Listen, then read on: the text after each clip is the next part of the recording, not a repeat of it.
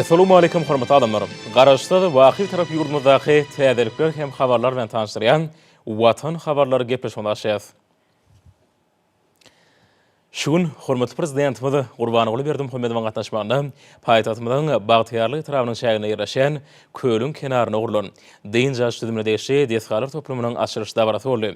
Şeýlelikde häzirki talaplaryna hem amatlyk derejelerini, hyzmatyň ýokary ülümlerine laýyk gelýän täze Deň jaş dolagy ilkinji mehmanlary kabul edip işe başlady.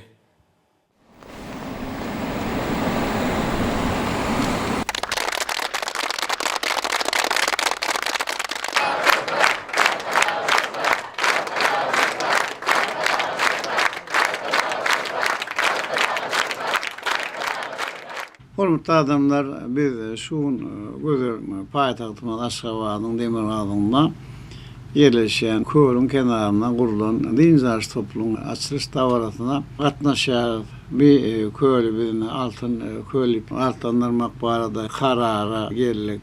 Jöňbeşiňe ýaly garaşly ýolumyzda adam jemgyýetiň hem döwletiň iň ýokary gymmatlygy azaplanýar. Şoň orada raýatymyzyň saglagyny berkidip, Deň jaş şertlerini hem golunurma iýigdir hem alada edýär. Täze şifahanalary, sağlyş hem Deň jaş merkezlerini urup ulanmaga da berýär. Ýurdumyzda daşky gurşawy goramak, ekologiýa ýagdaýyny hem sagdanlaşdyrmak goýunça hem köp işler amalla aşdyrýar.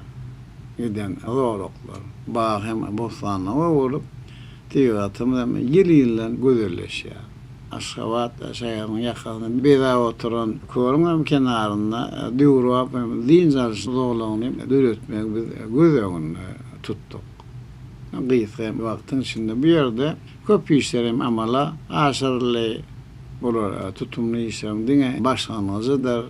Sebäbi bilinen işler hem dolu ýerine ýetirlenden soň bir ýeriň Aşgabatyň hem de onuň hem mehmanlaryň iň gelmedimli söýgüli mekanyň hem öwürjekdigine berk ananýar. Hormatly adamlar, bir Köülüň kenaryna şäher milatynyň mehmanlaryň şeýle çağıryn talaba laýyk Deň jalmagy üçin mähli şertler döredilmeliler.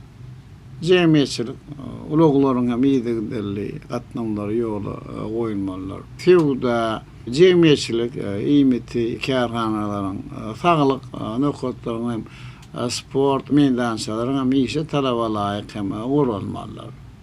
Arataçylyk sanitariýa taraplary berja hem edilmeliler. Hormatly adamlar, men bir täze Deň jaş toplumynyň işgärlerine de halkymyň hem saglygyny berkitmek, Deň jaşyny hem talaba laýyk guramak goýunça hem alyp barjak işlerinde de hem üstünlükleri arz edýär. Hormatly adamlar, ýa-da bolsa bir köýli altyn köýlüp altandyrmak barada hem karara da gol çekjek, utlaýar.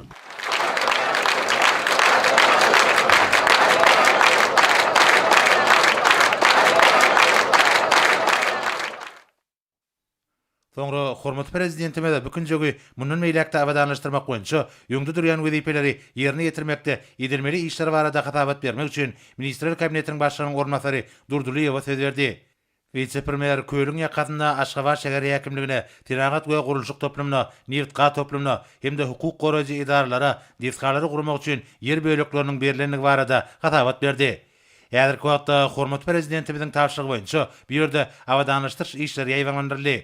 Tuğut şilyan doluk avadanlaştırılya, Deň jaş dolagyna barýan ýollar tertibe salınýa, ýanyşyk çäklerde arasaçyk işler geçirilýä. Şäheriň ýaşaýjylarynyň Deň jalmagy hem-de çağalaryň wagtlaryny gyzykly we peýdary geçirmekler üçin niýetlenen desgalaryň birinji tapgyrynyň gurulşygyna hormatly prezidentimiz 28-nji maýda bu ýere amala aşan iş taparynyň başyna badalga berdi. Ýa-da wagtda çağalar üçin sport meýdançalarynyň, Deň jaş otoglarynyň, talyk we gödekçilik nokatlarynyň, adyk hem-de beýleki dukanlaryň, işgärler üçin ýaşaýyş otoglarynyň, tir kömek ulagy hem-de dürli görnüşli awtologlar üçin awtoduralganyň we kömekçi desgalaryň ýene bir näçesiniň gurulşyk işleri dol tamamlandy. Şeýlekem vice-premier hormatly prezidentimizden taýýarlanan tassamalaryň durumça geçirilmegine we olarda görkezlen desgalaryň gurulşyklaryny şeýleň sentýabr aýyna başlamagy ruhsat bermegi haýyş etdi. Bilinçli şu ýylyň sentýabr aýynda paýtagtymyzda ösdürmegiň 16-njy tapgyrynyň gurulşyklary dol tamamlanýar. Şondan soň bu ýerde gurulşyk işleriniň ýaýbanlanylmagy güdümli tutulýar. Hormatly prezidentime de teklipleri umuman maqullap, ýurdumyzyň gurulşyk we binagarlyk ministrine bir ýerde görkezýän taslamалary köpçülikden habar berişlerine giňden wagt etmegi tapşyryp, bir ýerde amala aşyrylýan gurulşyklary paýtagtymda ösdürmegiň 17-nji tapgyr diýip atlandyrmagyň maksady laýyk boljakdygyny bellädi. Şunun bilen birlikde hormatly prezidentimiz degişli taslamалary taýýarlamak bilen baglanyşykly meselelere ünsüçekdi.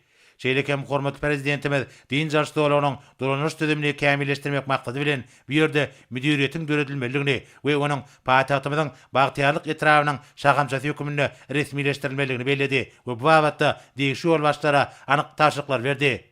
Sonra Türkmenistanyň Saglyk Goraş we Derman Senaty ministri Aman Nepezow hatabat bermek bilen köýlüň ekologiýa ýagdaýynyň we onuň suwunyň arasatçylyk derejesiniň kesgitinen qada-qabat gelýänini aýdyp, büýük görkezleriň suwuň ýaramlyk derejesiniň ýokarydygyny görkezýänini bellädi. Köýlüň kenaryna diň jalýan we taýlygyny berkidýän kiçi ýaşly çağlamyzdan başlap ula adamlaryň ählisine ýerurlyk ýüze çykanna Saglyk Goraş hyzmatlary ýola goýuldy. Şeýlekem ol bir ýerde lukmançyk nokadynyň döredlenligini, onuň zerur bolan derman hemde Saglyk Goraş maksatly serişdiler bilen doly üpsün edilenini aýtdy. Şol bir wagtyň özünde tiz kömek awtorynyň hemde tejribeli Saglyk Goraş işgärläriniň nobatçylygy gurnaldy. Köýlüň kenaryna din jarşdyglaryny din jalmagy we saglygyny berkitmäge esse bildirýän ýerli raýatlara Aşgabat şäheriniň talipler saglyk oýuny daşary ýurtly raýatlary bolsa, paýtagtymyzdaky kelli we boyun ketelleri bejeriş halkara merkezine lukmançylyk gödökçüliginden geçirmegiň ýoly goýulanyny barada hatabat berildi. Şeýlekem ministri din jarşdyglarynyň ähli çägine ýansızlandyryş işleriniň geçirilenini aýtdy we bu ýurda degişli şäherleriň ýygyderli guruljakdygyny bellädi. Şeýlekem bir ýerde din jalyanlara ýürüýte kepilnamalaryň berilýänligi we din jarşdyglarynyň girilgileriniň ikisinde içeri işler ministrligi tarapyndan gurnalan beketlerde lukmançylyk hyzmatlar üçin şertleriň döredlenligi, olarda adamlaryň beden gyzanlygy ölçülip ýürüýte kepilnama esasynda olara tugu düşmäge ygtyýar berilýänligi aýdyldy. Bilinçli kepilnamalar 14 günlük berilýär. Bu ýerde ir sagat 9-dan 19-a çenli din jalmak mümkinçiligi üpsedilýär. Hormatly prezidentime de hatabat dinläp, bu aradaky ähli maglumatlaryň köpçülikden habar berişlerine, aýratynda gazet jurnallarda giňden beýan edilmeligini bellädi. Hemde degişli ýol başlara birnäçe görkezmeler berdi. Ýurdumyzda adamlaryň saglygyny berkitmek, çağlaryň sağlaşykly öýüşini üpsün etmek bilen baglanyşyk meselelerin döwletimiziň hemişelik üns merkezinde saklanýanyny aýdyp, döwlet başlarymyz bu işlerde häzirki zaman usullarynyň we täsir tehnologiýalaryň ulanmalygyny bellädi. Altın köýlüň kenaryna döredilýän din jarşdyglaryna saglygyny berkitmäge gelen adamlary degişli lukmançylyk gödökçüliginden geçirmek meselelerine jogapkärçilikli çemeleşmek babatda hormatly prezidentime anyk taşyklar berdi. Soňra Sewda we daşyk iqtisady aratnaşyklary ministri Gurban Nazarow bir ýerde gurulmagy meýilleşdirilýän Sewda dukanlarynyň işini talablaýyk ýola goýmak, Sewdanyň medeniýetini ýokarlandyrmak we degişli hyzmat işlerini alyp barmak boýunça taýýarlanan maksatnama barada hatabat berdi. Hormatly prezidentime de ýurdumyzyň ähli günjeklerine bolşýaly köýlüň kenaryna din jalyanlar üçin ýola goýulýan Sewda hyzmatlarynyň ýokary derejesiniň üpsün edilmeligini aýdyp, bu ýurda häzirki zamanyň özüň tejribeleriniň işiň peýda almalygyny bellädi we bu wagtda ministre birnäçe anyk görkezmeler berdi. Soňra Türkmen Awtoryolary Agentliginiň ýol başçysy Suhanow altyn köýlüň kenaryna döredilen häzirki zaman din jarşdygyny ýolagçy ulaglarynyň gatny ugurlarynyň ýola goýulanyny barada hatabat berdi. Hormatly prezidentime hatabat dinläp, halkymyza aýratynda Tomuz mögsümine din jalyanlara ýolagçy ulaglarynyň hyzmatyny ýokary derejede ýola goýmagyň wajypdygyny belläp, bu işlere hemme taraplyny tatda çemeleşilmeligini taşyrdy. Soňra ýurdumyzyň senagatçylar we telekeçiler birleşmesiniň başlygy Hudaýberdiýew bir ýerde telekeçileriň alyp barýan gurulşyk işleri, olaryň ýerine ýetirmegi meýilleşdiren hyzmatlaryň görnüşleri barada hatabat berdi. Hormatly prezidentime de hatabat dinläp, din jarşdyglaryna zerur bolan durmuş maksatly binalaryň we beýleki deskalaryň gurulşyklarynyň ýokary hil derejesiniň üpsün edilmegi we olaryň belirlenen möhletlerde ulanmagy tapşyrmagy hemde olarda din jarşy üçin zerur bolan şertleriň döredilmegi möhüm talap bolup durýar diýip bellädi. Hemde bu wagtda anyk görkezmeler berdi. Soňra bilim ministri Gelin Ýazyp bu ýerde din jalmaga esse bildirýänlere Aşgabat şäher bilim müdürliginden degişli resmi namalaryň beriljekdigini aýtdy. Munyň özi din jalyanlaryň tanygyny ketgitlemekde, olaryň din jarşdyglaryna bolýan wagtlaryny anyklamakda möhüm hataplanýar.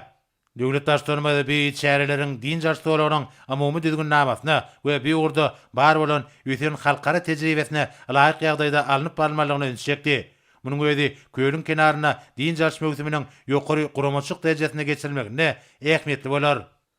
Soňra İçeri işler ministri Çakyýew köýlüň çäginde we onuň kenar ýakalaryna harat ediş gullugynyň işini ýola goýmak, bir ýerlerde ýanyň howpsuzlygyny we degişli tertip düzgünlüğünü etmek boýunça işini taýýarlanan maksatnama barada hatabat berdi.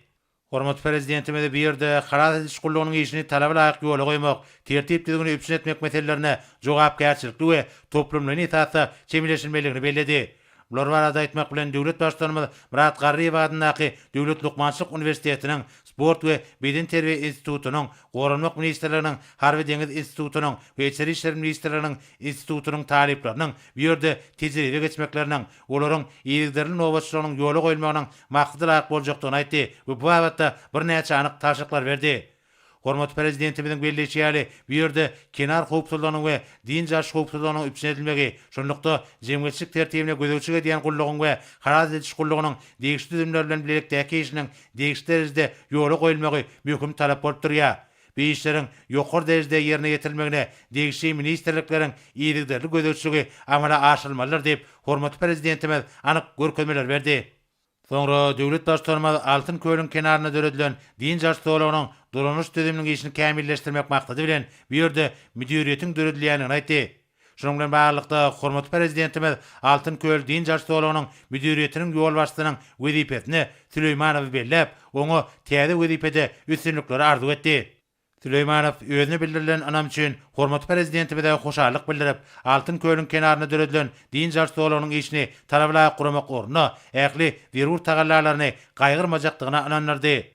Döwlet başlanmada bir ýerde suwun yaramlylyk hemde arasaçyk derejesi we beýlik görkezleri boýunça barlyk işleriniň ýetigderli alınıp barylmalygyna öňçekip, bu ýurda ýürüýte maslahatlaryň geçirilip durulmalygyny aýtdy. Hormat prezidentimiziň belleşýäli uly toplum az wagtdan itiraby öwürler. Ol bolsa altyn itiraf edilip atlanylsa maksady laýyk bolar. Soňra hormat prezidentimiz bir ýere ýygnananlara uly üstünlikleri mehriban diýarymyzyň agzybir halkyna asuda, awadan, bagtyar durmuşy tüý sürekden arzu etdi.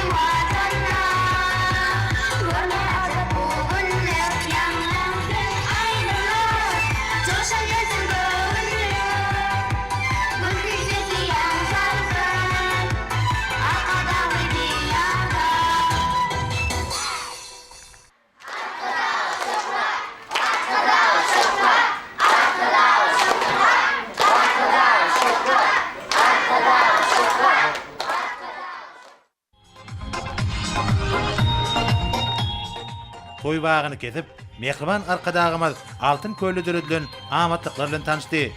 Bir ýerde din janmak üçin amatly bastyrmalar, göwnüjay enjamlaşdyrylan çağılar üçin oýun we sport meýdançalary, futbol, voleybol we basketbol oynamak üçin meýdançalary ýerleşdirilipdir. Çağılaryň din janmak üçin otaklaryň ornsy, hyzmat edýän işgärler üçin ýaşaýyş otaklary, sağlyk nokady we tir kömek gullugy üçin bastyrmalar gözüňde tuturypdyr. Suwa düşmek üçin ýetlenilen zolagyň golaýyny ýeňiş çalçylýan bina gurnalypdyr. Tomutkyy suwat şilýän mögsümde garaz edişini okudy we howpsuzlyk gözegçiligi üçin 2 tane gözegçilik diňi Sewdan okudy. 160 ulug üçin awtodrolgy bar. Bir karar döwletimiň bagtyarlyk döwrüniň şadyan çağlarynyň çykyşlary, ýüzüp gelýän körpe nesilleriň dürüdleýän mümkinçilikler, hemme tarapdan taýlaşyk ösmek we boş wagtlaryny şadlykly geçirmek orunda dürüdleýän mümkinçilikler üçin mehriban arkadagymda aýdylýan alkyşlaryň ýene bolup ýangyny.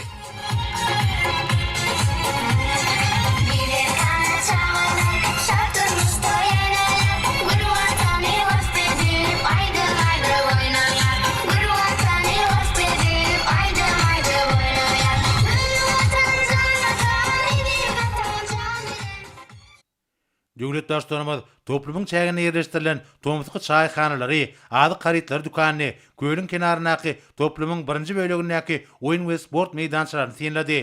Suwda din jalşy guramagyny ýetlenilen mümkinçiliklerden tanşyp, körpeleriň suwa düşüşlerini synetdi. Körpeler uly şadlyk şowkuny bilen täze din jalşy bolanyň mümkinçiliklerini peýdarandylar. Olar hormatly prezidentimizi uly ruhlantyk bilen mübareklediler. Körpeleriň şadyanlygy, bilint ruhy, ýurdumyzda körpe nesilleriň hemme tarapdan taýlaşyk ösmegi, çağlaryň din jalşy mögsümini şadyan hemde gyzykly geçirmekler üçin düredilen mümkinçilikleri bolan çoňur hoşallygyna alamatlanyrdy. Munyň özi bir karar döwletimiň bagtyarlyk döwrüne çağlar hakynda galadanyň döwlet siýasatynyň mühim ugurlarynyň birine öwrülendigini aňladýar. Ýurdumyzyň bagtyar nesilleri ýöler üçin edilýän arada hoşallygyň şany hökümini gowy okap, ýürüdilýän dertleri netijeli ýöleşdirýärler. Şeýle hem bagtyar çağlar wagtlaryny şadyan hemde gyzykly geçirip, ýöleriniň göňül söýünýärlerini ile alýarlar. Soňra mehriban arkadagymyz köýüň kenaryna çağlar üçin ýetlenilen otoglara barıp gördi. Hormatly prezidentimiz çağajyklar bilen gurrundaş bolup, olaryň din jalşy mögsümine meşgullanýan işlerle gyzyklandy. Şadyan çağlar ýurdumyzda bagtyar nesiller üçin düredilen şertlere özleriniň hoşallyklaryny beýan etdiler. Ýagtylyk nur çaýdyňyz bu ajaýyp kenary siziň aladağynızdan görüzgör ýer zamana. Edil ýurdum bagtyarlyk meskeni, gören hayran ösüşleriň badyna, ýüreklerde söýgü ýüze ýylgyryş alkyş aýdýar arkadagyň adyna. Soňky ýyllarda ýurdumyzyň dürli künjeklerine döredilen medeni din jalşy merkezlerine, sport we tagaldyş toplumlaryna ösüp gelýän ýaş nesilleriň öz okuýuplaryny açyp görkezmekleri üçin ähli zerur mümkinçilikler üpsedilýär. Bolsa, hormatly prezidentimiziň ýol başlygyna alınıp bolýan işlerde çağlaryň taýlaşyk ösmegi bilen baglanyşyk meseleleriň mühim orny ýelýändigini has aýdynlygy bilen äşgär edýär. Ýakymlyk howa gurşugy, suwun arasalygy, suwa düşülýän ýerleriň awadanlaşdyryşy we suwda dürli oýunlara meşgul bolmak din jalşyň esas şertleri bolup durýar. Şeýle hem ol şäherden uzak bolmadyk ýerde tebigatyň ajaýyplyklaryna syn etmäge mümkinçilik berýär. Bir ýerde hemmeler şol sanyny toparlaýyn we maşgala bolup din jalýanlar üçin hem ähli zerur şertler, amatlyklar döredildi. Soňra mehriban arkadagymyz köýüň ýurdumyzyň senagat we gurulşyk önümçiligi ministrligi tarapyndan gurnalan bölegini tarap gurady. Bir ýerde mehriban arkadagymyzy bagtyar nesiller, şadyan aýdym taýlar we joşgunly tanslar bilen garşyladylar.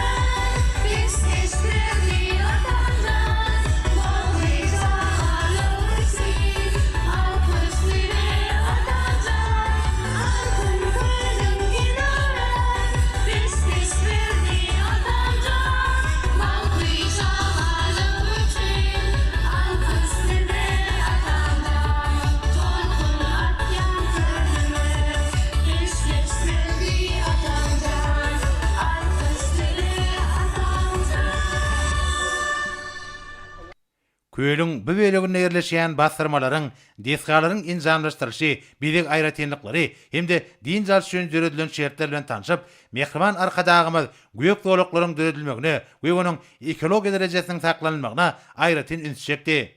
Şunun bilen baglanykda hormatly prezidentimiz tuğun kenaryna din jalşy guramak, tiýagatçylygy ösdürmek, şypahana işini kämilleşdirmek babatda dünýäniň ýöňdebar tejribesini öwrenmegiň we ýurdumyzda bu ýolgamy ösdürmekde iň kämil usullary peýdalanmagyň zerurdygyny belledi.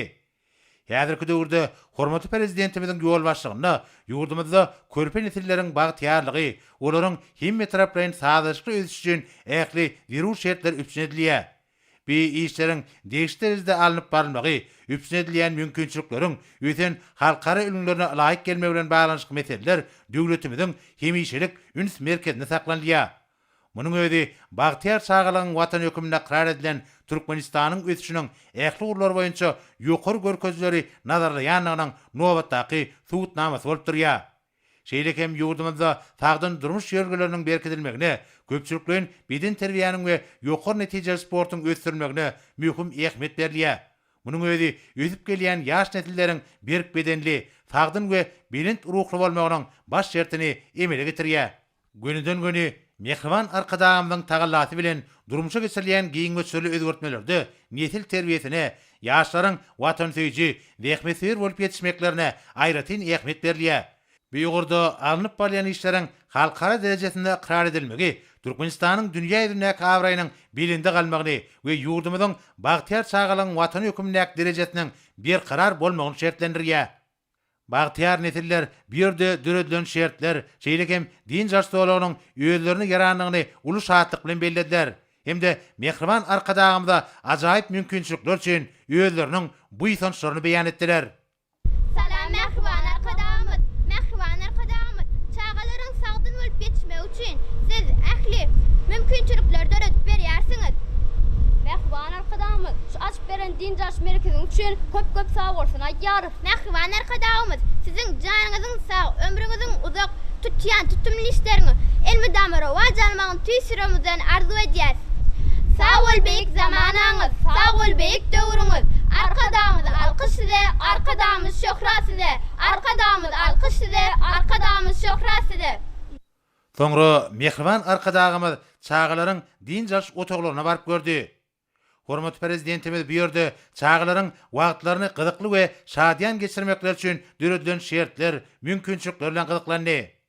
Mehriban arkadagymyz wagtlaryny şadyan we peýdaly geçirýän bagtyar çağalary özüniň ajaýyp sowgatlaryna gowşurdy.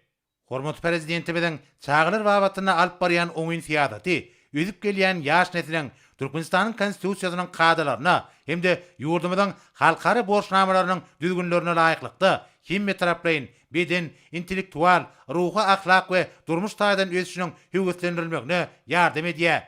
Altyn köýüň kenaryna döredilen din jaşdawlagyny wagtlaryny şadyan hemde gyzykly geçirýän çağalar bu ýerde döredilen dürli gurnaklaryň mümkinçilikleriniň netijeli peýdalanýarlar. Olara bir ýerde suwa düşmek, sportyň dürli görnüşleri bilen meşgullanmak, şeýlekem dürejlik hemde çepelçilik ukyplaryny açyp görkezmek ornuna döredilen şertler üçin tüý sürekden çykýan hoşallyklaryny aýdýarlar. Munyň özi ýurdumyzda bagtyar nesilleriň sagdyn, ruhylynk we hemme taraplaryň sadaşly ösmek ornuna zerur mümkinçilikleriň üpsünedilýänligini aýdynlygy bilen eşgär edýär. Şeýlelikde şäheriň din jaş düzüminiň üssü täze toplumy ajaýyp din jaşlygy bilen ýetirli. Altyn köýüň kenaryna döredilen din jaşlygyny ýurdumyzyň içeri işler ministrligine degişli ýetgalar toplumy emele geldi. Muň özi ýurdumyzda din jaş düzümini ösdürmek boýunça başy-başlanan tutumlary ministrligiň düzümleriniň işiň gatnaşýanyny alamatlandyrdy. Ýeri bilen aýtsak bu ýerde ýurdumyzyň nebitga toplumynyň hünärmenleriniň hem iş ýerlerine gatnaşmagyna gurulan durwap din jaş tagalçy ýetgalarynyň bardygyny bellemeli. Ýokary derejeli din jaş hem saglygyny berkitmek üçin zerur şertler özüne jemleýän bu toplum häzirki zamanyň öten taraplaryna laýyk derejede enjamlaşdyryldy. Muň özi arkada prezidentimiň ýol başlygy bilen alyp barýan işleň toplumlaryň häsiýeti eýe bolýanynyň nowatdaky subutnamasy. Aşgabat hormatly prezidentimiň ýol başlygyny Türkmenistana ýaýbanlaryny ägurt uly özgertmeleň üstünlikli durmuşa geçirilýäniň baş nyşany halkymyzyň bu ýysanjy bolup durýar. Bu ýerde halkymyzyň hoş niýetli goňşulyk, dostanylyk hem mehmansyýarlyk ýaly gadymy milli däpleriniň beýany jemlenenler. Altın Kölüň ýakatyna açylan täze diň jaşlygy Mehriban paýtagtymyzyň ýyl ýazygyna ýene bir nurana sahypany ýazdy. Aşgabat şäher häkimligi Gurulşyk we Binagarlyk ministrligi hemem Fenerbaşy Telekeçe birleşmesi Altyn Kölüň kenaryna gurulmagy meýilleşdirilýän diýsgaryň tasamalaryny taýýardylar. Tasamalaryň kataryna durmuş binalaryň, kotejlaryň, çaýhanalaryň, sowda merkezläriniň, ýaht klubunyň, mehmanhanalaryň, fitness zalarynyň, hemem ýapy görnüşli howuzlaryň, restoranlaryň, çaýlar üçin oýun meýdançalarynyň, sport meýdançalarynyň, açyk awtodrologlaryň, akwaparklaryň, medeni çäre geçirilýän ýerleriň, velosipedlary kärenetine berilýän nukudyň, hemem ulug sürülýän ýoldan, feýilgähliň, saruýynyň, kenaryaky gaýyk durulasynyň, sowda nukatlarynyň birnäçe görnüşleri bar. Bu ýere ýygnanlar Altyn Kölüň kenaryna gurulmagy meýilleşdirilýän diýsgaryň görnüşleri hemem aýratynlyklar bilen tanışdylar. Soňra hormatly prezident Gurbanoğlu Berdimuhammedow Türkmenistanyň minister kabinetiniň başlygynyň orunmasarlarynyň hemem harby we hukuk goraýjylarynyň ýolbaşçylarynyň gatnaşmagyny iş masalyny geçirdi. Masalatda ýurdumyzyň ekrançylyk meýdanlaryna alınıp barilýan işleň ýagdaýy, milli kanunçylygymyzy mundan belägem kämilleşdirmegiň ugrulary bilen baglanşykly meselelere garaldy. Hemem bu urda öňdürýän anyk wezipeler ara alınıp masalatda açyldy. İş maslahatynyň başynda hormatly prezidentimiz Ministrler Kabinetiniň başlygynyň orunmasary Urad Gelliýewiň hatabatyny dinledi. Vice-premier döwlet başçylarymyzyň Daşogut hemde Balkan vilayetlerine boljak iş saparlaryna görülýän taýýarlyk işleri, şonuň ýaly beýik vilayetleriň ekrançyk meýdanlaryna alınıp barilýan möhümleriň obagjyk işleriniň depkinleri barada hatabat berdi. Hormatly prezidentime de hatabat dinläp, ýurdumyzyň obagjylygyny ösdürmek, bu ýurda ýöňde durýan wezipeleri üstünlikli durumşa geçirmek işlerine üreýän jogapkärçilikli we himmet taraplanysasiýa çemilişilmeligini beledi. Döwlet başçylaryna gallaragynyň alınıp barylşy bilen gyzıklanyp, möhümiň guramaçylykly geçirilmeginiň ýetişdirilen hatyryň ýetkisi ýygnanyp alınmagynyň döwrüň möhüm wezipesligini bellemek bilen bu wagtda vice-premiere anyk taşyklar berdi. Hormatly prezidentimiziň belleşýäli tapşyrylan hatyr üçin hataplaşyklar öz wagtyna geçirilmeliler. Möhümde işleýänler üçin degişli sowda we medeni hyzmatlar ýokary derejede gurulmalylar. Teňkelerin büyükdönçli işini öpüşetmek maksady bilen teňke awatlaş toparynyň tazaşyky işi ýola goýulmalylar. Gallaragy bilen bir hatarda beýleki meýdan işlerini agreten kadra laýyk derejede alyp barmagyň wajypdygyny çekip, hormatly prezidentimiz bu işleri ýokary derejede guramak bagtda vice-premiere anyk görkezmeler berdi. Şeýlekem iş maslahatynyň başynda Milli Parlamentiň ýolbaşçy Mehmedow meclisiň 6-njy çağılşynyň şenme güni geçiriljek 10-njy maslahatyna görülýän taýýarlyk işleri barada habar berdi. Bellenşýäli bir maslahatda deputatlar ýurdumyzyň kanunçylyk ulgamyny kämilleşdirmek, milli ykdysadymyzyň dürli ugullary boýunça täze kanunlary işläp taýýarlamak boýunça ýöňde durýan wezipeleri ara-ara maslahat taşarlar we olary ýerine ýetirmegiň anyk ugullary ketitlener. Hormatly prezidentimiz Türkmenistanyň kanunçylygyny mundan meýlekde kämilleşdirmegiň zerurdygyny belledi. Şunun bilen baglanykda milli ykdysadymyzyň ähli ulgamlaryna amala aşyrylýan giňmeçli işler kanunçylyk taýdan berkitilmeliler. Döwlet başçylarymyz bu baradaky gurulmagy dowam edip, milli parlamentiň işine häzirki zamanyň ötün tejribeleriniň we täsir usullaryň işin ornaşdyrylmalygyny aýtdy. Döwlet başçylarymyz Türkmenistanyň meclisiniň 6-njy çağılşynyň 10-njy maslahatyna garaljak meseleleri, ular boýunça kabul ediljek çözgütlere möhüm ähmiýet berilmeligine ünsüjekdi. Munyň özi milli kanunçylygyň kämilleşdirilmegi bagtda ýöňde durýan wezipeleriň üstünlikli durumşa geçirilmegine aýratyn möhümdir. Hormatly prezidentimiz iş maslahatyny jemläp, ýöňde goýulan wezipeleri ýerine getirmekde üstünlikleri arzu etdi. Şugun hormatly prezident Gurbanoğlu Berdimuhammedow iş sapary bilen Daşogut welaýatyna urdy. Bu ýere uğramak üçin hormatly prezident paýtagtymyzyň halkara howa menziline geldi. Hormatly prezidentimiz paýtagtymyzyň halkara howa menziline gelip, bu ýerden iş sapary bilen Daşogut welaýatyny tarap gurdy. Asalymdan döwlet başçylarynyň uçary Daşogut şäheriniň halkara howa menziline gelip goňdy. Bu ýerde hormatly prezidentimizi ýurdumyzyň resmi adamlar garşadylar. Hormatly prezidentimiziň Daşogut welaýatyna iş sapary dowam edýär. Indi bolsa Türkmenistanyň prezidentiniň gol çekeni resmi namaty bilen tanış edýäs. Berkarar döwletimiň bagtyarlyk döwründe Aşgabat şäheriniň Demirgadagyndaky Kölüň kenaryna häzirki zaman diň jaşy dolagyny döretmek, bu dowlukda ekologiýa şertlerini hemem gowrandyrmak, Kölüň kenaryna diň jalmak üçin iň amatly ýerlerden birini urmak maksady bilen şeýle-de şäheriň ýaşaýjylarynyň hemem mehmanlarynyň diň jalmak üçin döredilýän giň mümkinçilikleri göz öňüne tutup Türkmenistanyň prezidenti karara ol çekdi. Resmi näme laýyklykda Aşgabat şäheriniň Demirgadagyndaky köl altyn köl ýyly atlandyryldy.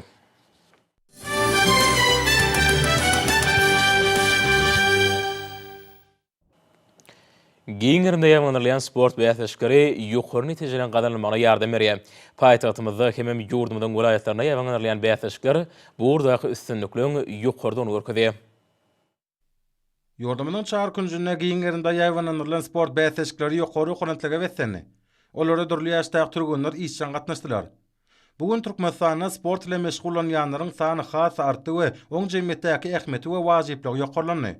Milli sportu ösürmeň we jemgyýetde sağlam durmuş ýerlerini berkitmeň strategiýasynyň baş maksady sport hemem beden terbiýe bilen meşgul bolanýan adamlaryň aýratyny çağlaryň ýetkinjekleriniň sanyny artdyrmakdan ibaretdir. Şoň bilen baglyk taýdalarna hormat prezidentimiň ýol başlygyna ýurdumyzda üstünlikli amal aşyrlayan saglyk döwlet maksatnamasynyň netijelegi barada aýratyn bellemek gerek. Döwletimiz häzir kadama sport sagalyş düdüminiň ýeňeldilmegine kimde halkary ölçeglerine kybap gelmegine äger türlü serişde gonukdurýar. Sportun sagdynyň we güç guwatyň çeşmesligini ýurdumyzda sport hereketine goşulýanlaryň sanynyň ýygyderli artýanyny bellemek gerek. Çünki sport bilen ýygyderli meşgul bolmak diňe bir adamyň beden saglygyna däl, eýsem ruhlanat bolmagyna, şeýle-de oň dörüjülük işine oňyn täsir edýär. Giňerinde geçirilen ýaşlar atnaşanlar özleriniň başlanıklaryny görkezmäge dolu mümkinçilik aldylar. Hormatly adamlar, indi bolsa ýurdumyň welaýatyna we paýtagtyna Aşgabatda 15-nji iýunda saat 20-den 16-njy iýunda saat 20-ne boljak howa bardy. Türkmenistanyň howa maglumatçylygynyň berýän habary bilen tanışaryň.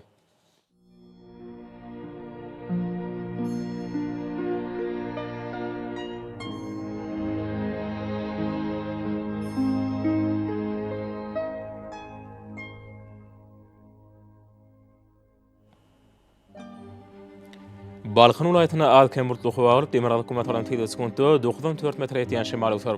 Howa gijetine 21-26 gradus maýl gündüzine 35-40 gradus ysy.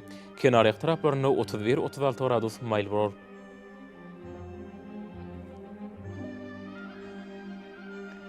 Ahir welaýatyny Alkemburtly howa alyp Demirgazy kumatalan tede sekundy 94 metr ýetýän şemal utar.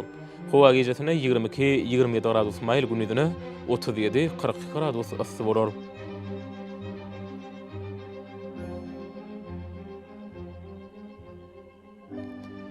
Mary welaýatyna Alkemburtly howa alyp Demirgazy kumatalan tede sekundy 8-13 metr ýetýän şemal utar. Howa gijetine 22-27 gradus maýl gündüzine 37-42 gradus ysy bolar.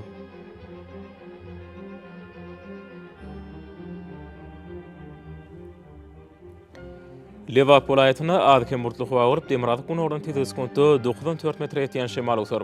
Howa gijetine 20-25 gradus maýl gündüzine 37-42 gradus ysy bolar.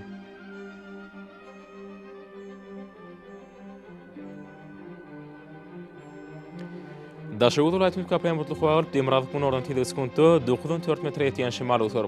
Howa gijetine 20-25 gradus, gündüzine 29-34 gradus maýl bolar.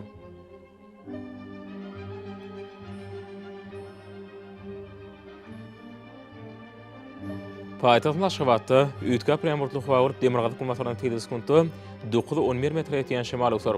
Howa gijetine 25-27 gradus maýl gündüzine 39-41 gradus ysy bolar.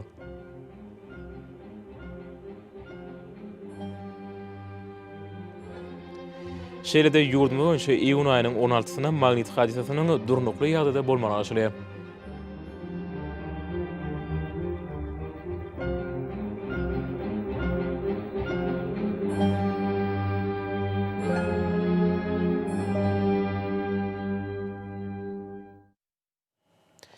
Mehriman adamlar, şunun bilen watan habarlary peşimize jemleýäs.